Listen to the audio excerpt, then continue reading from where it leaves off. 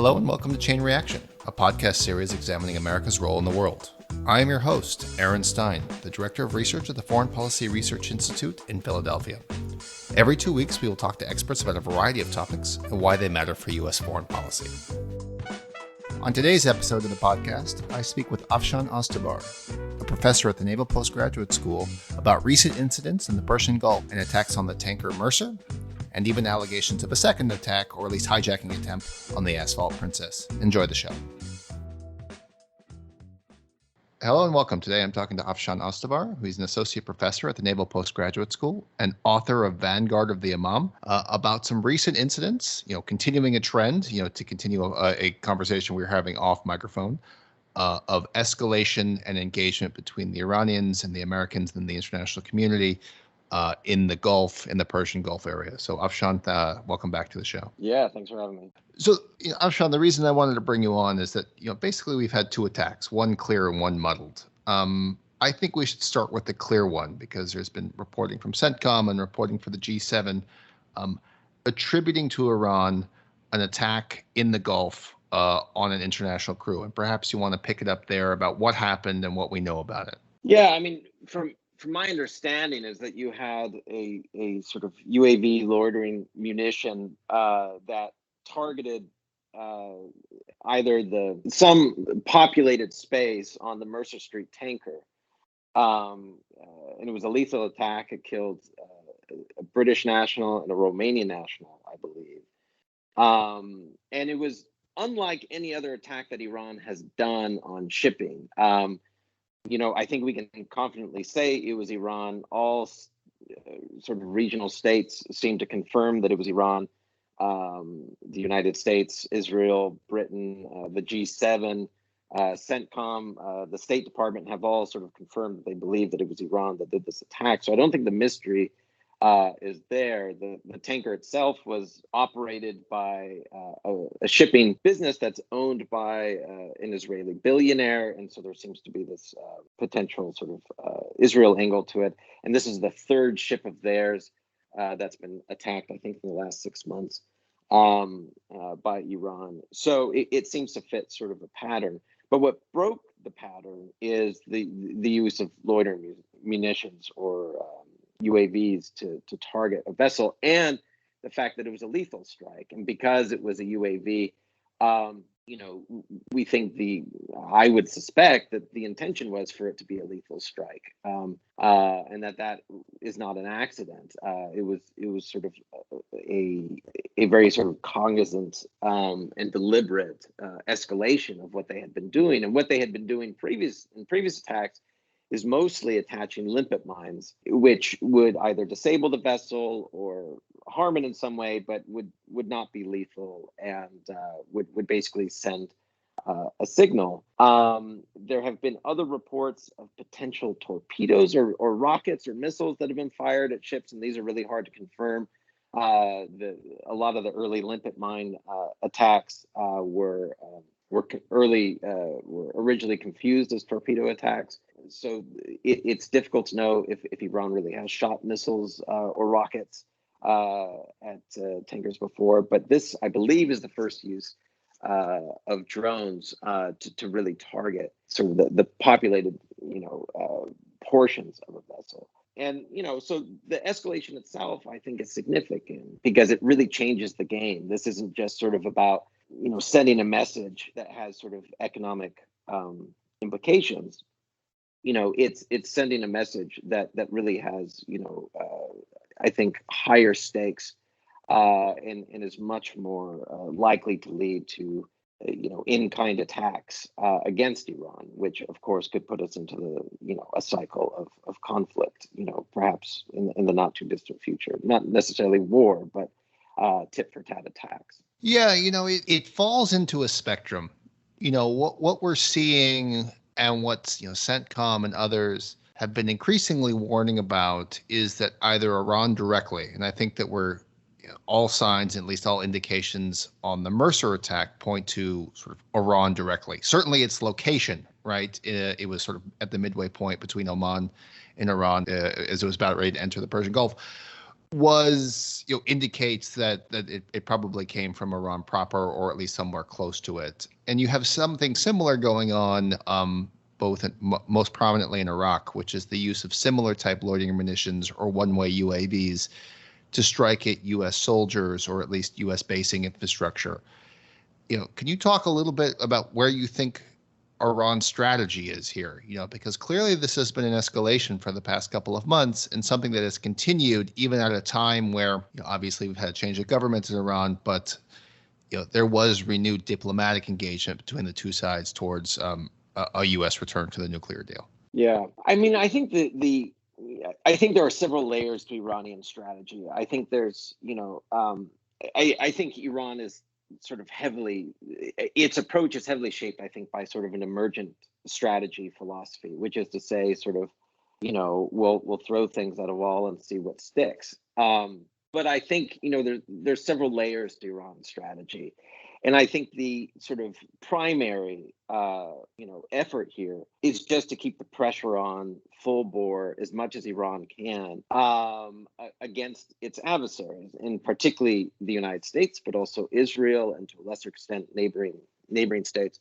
And the reason for that, I think, is various, right? I don't think that there's a single reason for it. I think part of it is JCPOA sort of talks, the nuclear deal, which is being renegotiated in a way, or either for a return or for a slightly different deal. In those talks will pick up again once the new president has his team in place. There's also the issue of remaining U.S. forces in Iraq. There's U.S. forces that are still in Syria. Then, of course, there's sort of the perennial conflict against Israel, which takes various shapes and forms. And I think all of it is sort of adds up to, let's keep pressure on all fronts and see where the needle moves and how much. I think the one thing that Iran has realized from all of this behavior is that there's not much of a downside to it. And what I mean by that is from Iran's perspective, there's not much of a downside to it, because for Iran, they're already alienated, they're already marginalized, they're already sanctioned as much as they can be sanctioned. So all of the soft pressures are basically, complete. Iran doesn't fear any more sort of soft pressure for the most part. And the motivations for, getting Iran to change, to re-enter the nuclear deal, for example, suggests that there's, a potential sort of sanctions relief on the horizon.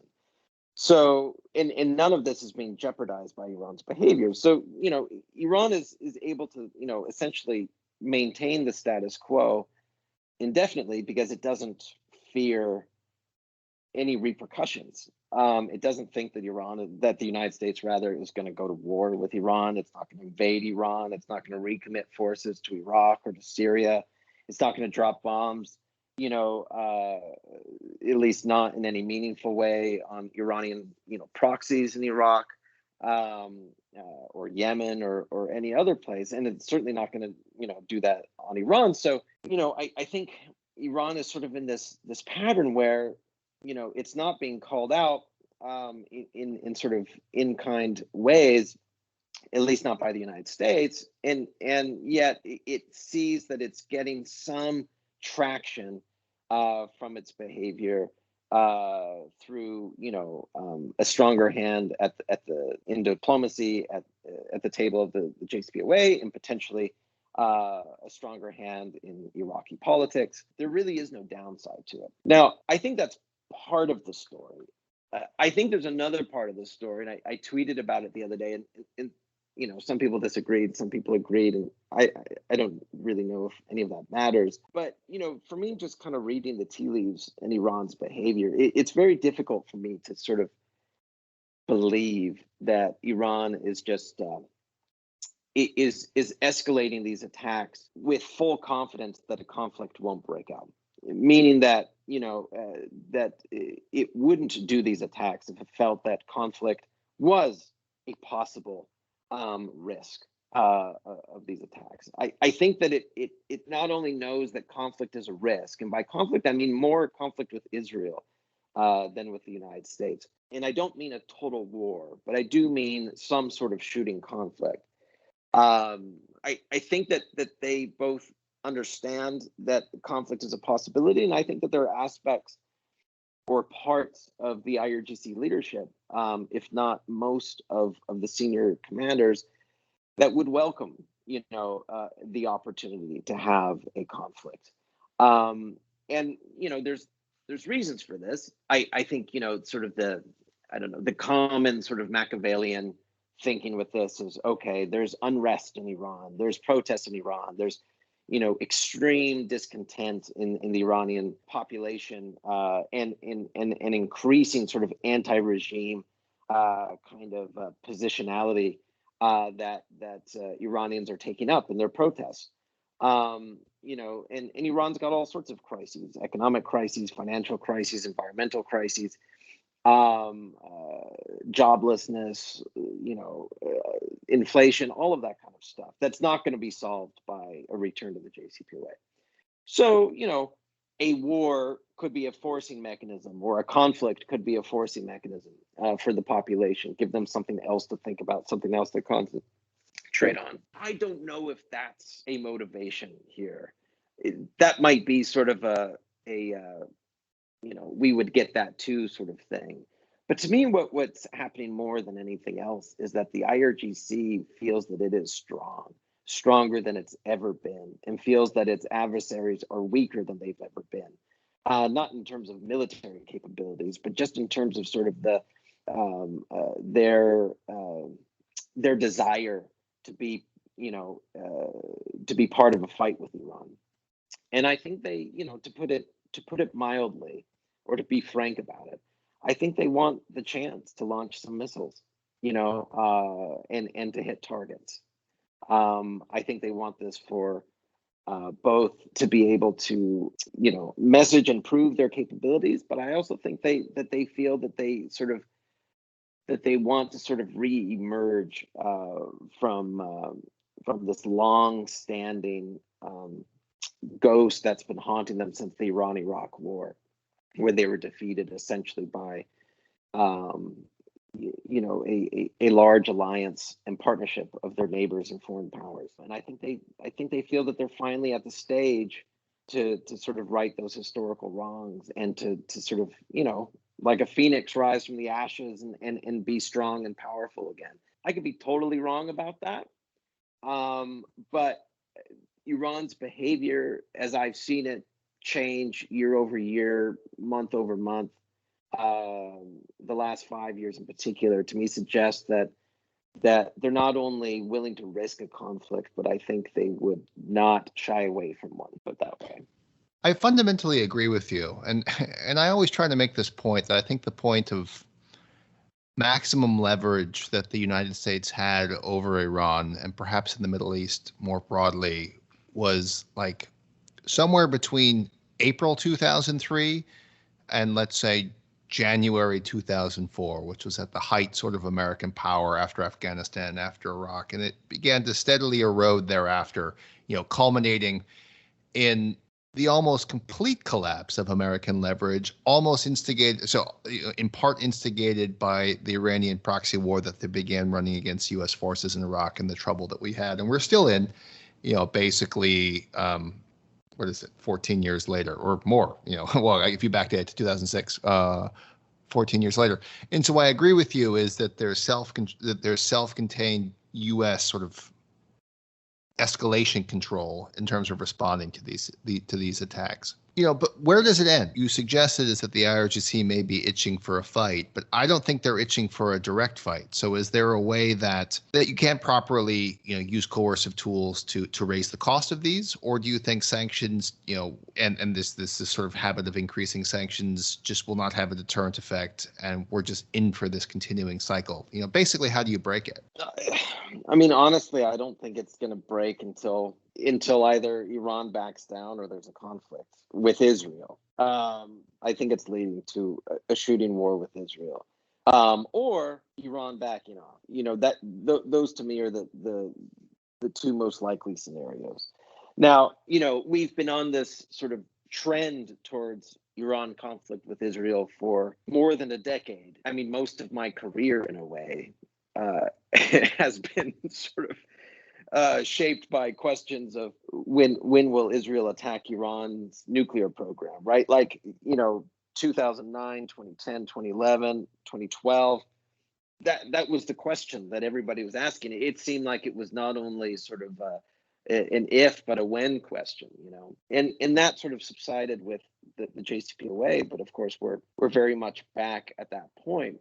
I think obviously that because there hasn't been a conflict yet, the likelihood of a conflict is probably not that great, because the incentives for both sides to not be in a conflict, are still what they are. But we're getting to a somewhat sort of point of no return with Iran's behavior. Iran is not only sort of attacking Israel in these small ways, and Israel seems to be doing sort of similar kind of stuff against Iran with assassinations and sabotage, especially over the last couple of years. But with, the continued sort of building of Hezbollah, of the capabilities of Hezbollah and the capabilities of Hamas, with the Houthis in Yemen increasingly sort of looking like they want to get in on the action with Israel, and possibly either allowing Yemen to be a staging ground for attacks against let's say shipping, if not for the launching of UAVs against other targets in the region, and with Iran's sort of efforts in Iraq to build up Iraq as sort of a forward staging base with missiles and UAVs can be used against Israel, and more closer at home in Iraq and Syria, not to mention what Iran is doing in Syria. I think there's a point where Israel is no longer going to be content with mowing the lawn in Syria through bombing attacks against air bases and stockpiles, and no longer going to be content with sabotage and assassinations in Iran. There's only so many of those things that you can do. And if they haven't changed Iran's behavior yet, then the strategy just isn't working, right? So, there's a possibility that Israel backs down, and there's a possibility that Iran backs down, let's say after the next JCPOA, gets what it wants, gets sanctions relief, has an interest in sort of economic development and all those things that we sort of anticipated the first time around. But I just don't see it happening. I don't see the current leadership in Iran, wanting to do that. So we're either sort of in this case where we have this very long-lasting shadow war, which results in these kind of tit-for-tat attack, but that stays below the threshold of sort of escalation towards a shooting war, or it escalates. I mean, I think those are the positions, and it's difficult to see the shadow war staying at the status quo that it is, because Iran seems to be intent on escalating it. Or you can even say that Israel, is escalating it with assassinations in Iran, let's say. So, both sides have sort of upped the ante, over the last couple of years. And, it's at a simmer, and I don't know if it boils over or not. But I just don't see either side giving in or backing up. And I don't see any suggestion or hint that Iran is looking for an off-ramp, or that it's looking to sort of, keep the gains that it has and just build on those without pushing forward anymore, And I think this is where we often get Iran wrong. I think a lot of analysts want to see Iran as this realpolitik sort of power that's all in it for itself, and uses proxies and third-party attacks and sort of clandestine activity as all this sort of quote-unquote extended deterrence. This whole effort of extended deterrence. That everything is about deterring conflict. I just don't think that's true anymore. I think that was true at one point. I don't think it's true anymore. I'm curious what you think about this, is that, and oftentimes this is framed around, it's framed around the JCPOA. And I do think that there's a clear causal link between the U.S. withdrawal from the JCPOA and the increase of sanctions versus the uptick in Iranian-sponsored violence and directly, attributed Iranian violence since then. And so the expectation is that, if we were to see a return to the JCPOA, right, and there would be some sanctions relief, is that we would go back to some sort of withdrawal status quo where relations were still frosty, but we weren't shooting at each other, right? And I'm increasingly of the opinion that this is the new status quo, independent of the JCPOA. And while we may have a slight tamping down of violence, is that it won't go back to sort of that brief respite where things were relatively and actually pretty overtly calm in the Persian Gulf area. And I'm curious what you think about that. Have these two issues been disaggregated, and could you have, say, progress on the JCPOA, but less progress on the violence perpetrated or committed by proxies or directly by Iranian forces? It's difficult to say. Obviously, I'm more along the lines of how you described where your thinking is. I don't think these things are that connected anymore.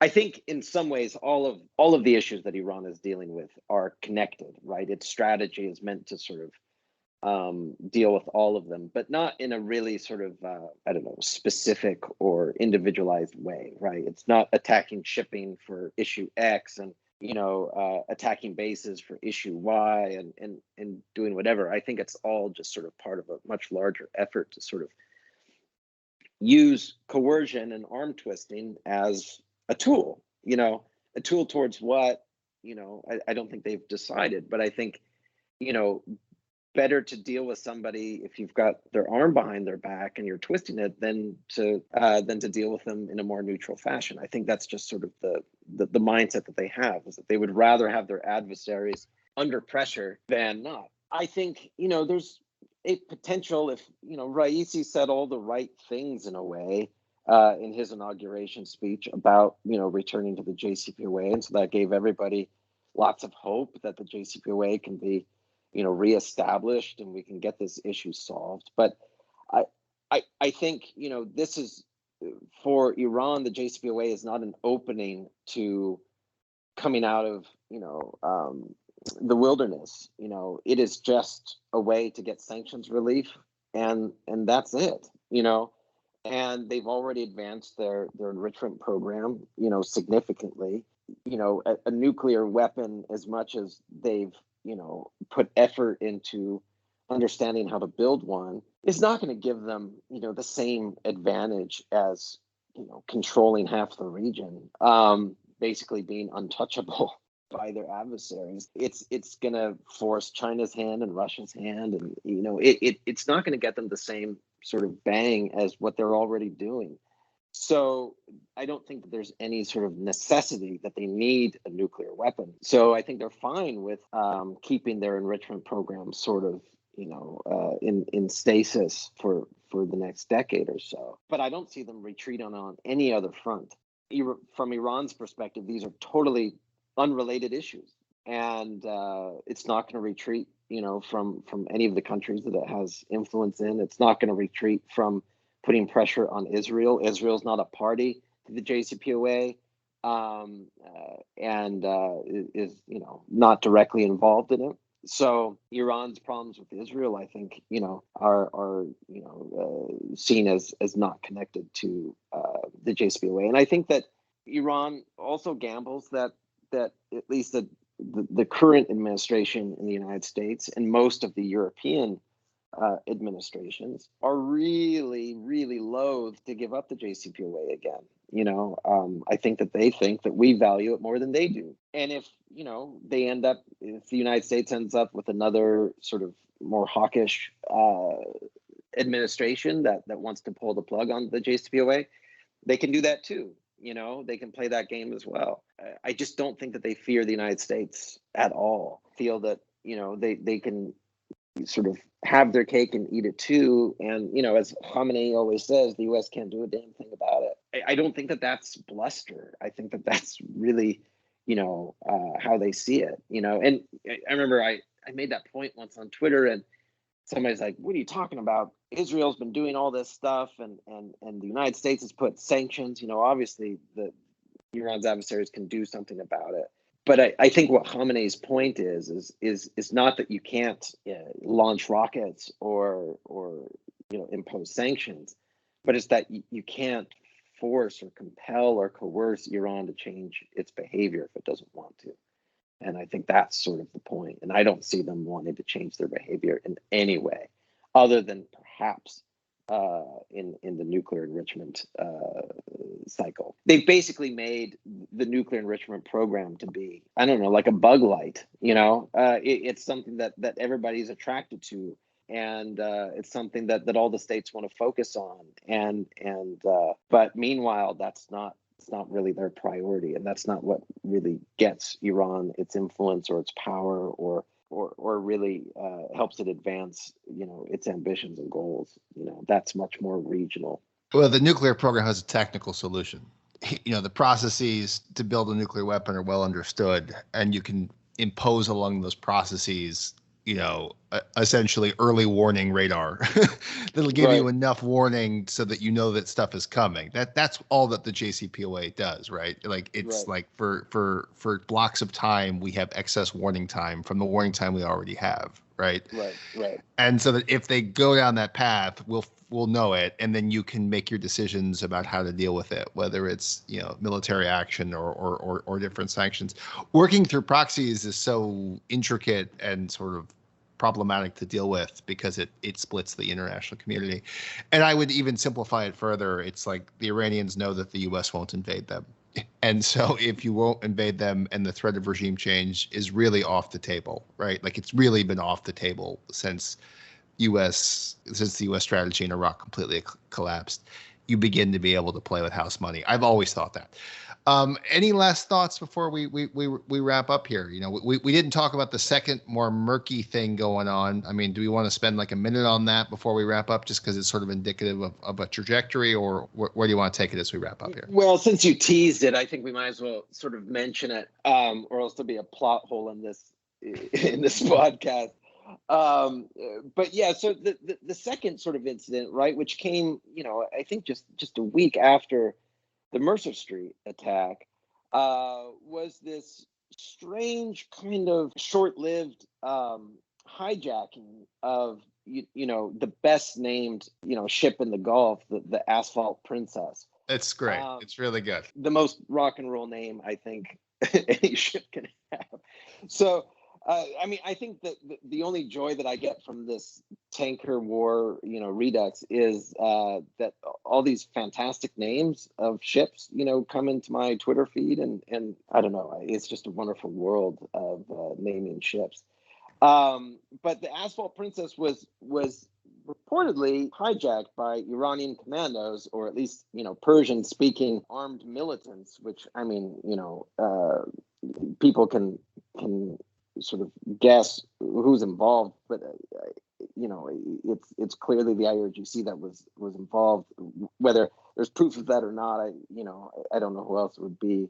It's not that easy to take over a tanker. But anyway, the hijacking was short-lived, possibly because the crew sabotaged the engines and they couldn't actually drive it back to an Iranian port, which is what they were initially was happening, and possibly because the Omanis and the U.S. Navy began to escort the ship, or got close enough to be visible by the hijackers, but they left. And so it kind of went down as this sort of strange, well, what exactly happened? Iran denied that they had anything to do with it. It was, I think probably a bumbling effort that didn't really sort of coalesce, and they abandoned it rather than trying to see it through. But I think the importance of it, is really, regardless of why Iran did it, it could have been about debts that the ship owed. It could have been,